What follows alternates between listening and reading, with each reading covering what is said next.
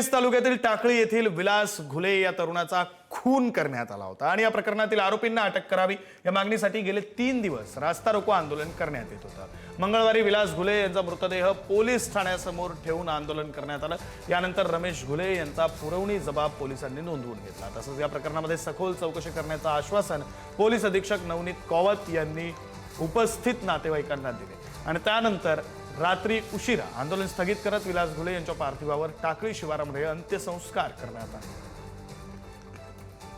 अतिशय चुकीची गोष्ट झालेली आहे आणि जी चुकीची गोष्ट झाली आहे आम्ही पोलीस प्रशासनाला सुद्धा एसपीला सुद्धा रोज या संदर्भात बोलत आहे की जे गुन्हेगार आहेत तुम्ही पूर्णपणे तपास करा आणि जे कुटुंबाचं जे संशय आहेत किंवा लोकांमध्ये जे काही मतं लोक मांडतात त्या संदर्भातलं आणि मला वाटतं मी बजरंग बाप्पाची पण बाईट काल त्यांची बघितली, सरळपणे सांगितलं त्यांचा जरी मुलगा असला तर तुम्ही त्याबद्दल तपास करा आणि योग्य ती कारवाई करा। बजरंग बाप्पा मला असं वाटतं पळून गेले नाही, बजरंग बाप्पा मीडियासमोर आले, लोकांसमोर आले आणि बजरंग बाप्पा स्वतः म्हणतात त्यांच्या मुलावरती चौकशी करा। बीडच्या केज तालुक्यातील टाकळी येथील युवक विलास घुले याचा खून करण्यात आला होता आणि या प्रकरणामध्ये खासदार बजरंग सोनवणे यांचा मुलगा सौरभ सोनवणे याच्यावर गुन्हा दाखल करण्याच्या मागणीसाठी केज पोलीस ठाण्याच्या समोर आंदोलन केलं जात होतं।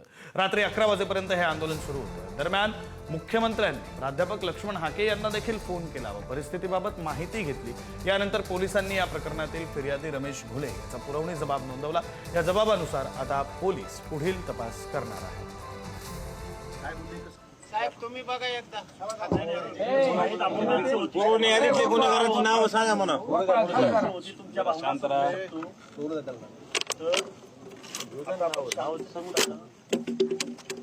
आपल्या सगळ्यांच्या समोर बोललेले काय बोलले कसं बोलले हे मी नाही सांगणार तुम्हाला, पण एसपी साहेबांनी आपल्याला आपली जी मागणी होती ती मागणी मान्य केलेली। बघू आपण 2-4 दिवस पुढे जाऊन आपण काही थांबणार आहोत का? आपल्याला वेळ पडली तर आपण साहेब तुम्ही बघा एकदा गुन्हेगारांचं नाव सांगा म्हणा। तुमच्या